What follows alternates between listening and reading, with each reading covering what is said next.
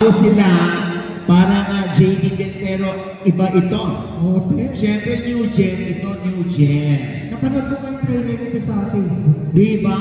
Ayan, sa Facebook, napapanood natin yung trailer nilang A Werewolf Boy. Yeah. Oh, ito yung Korean adaptation ng nung 2012. Yeah. Ngayon, Pinoy na ang gumawa at sila ang bida. Ang tinitilian na love team sa Viva. Oo. Kailangan ko ng energy, ha? Oo. Energy ninyo, oo. Ha? Dahil andito na ang Rap Gel.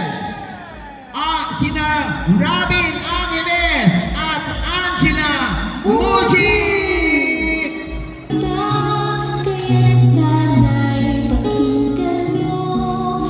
Ako ay di nagbibiro sa puso ko.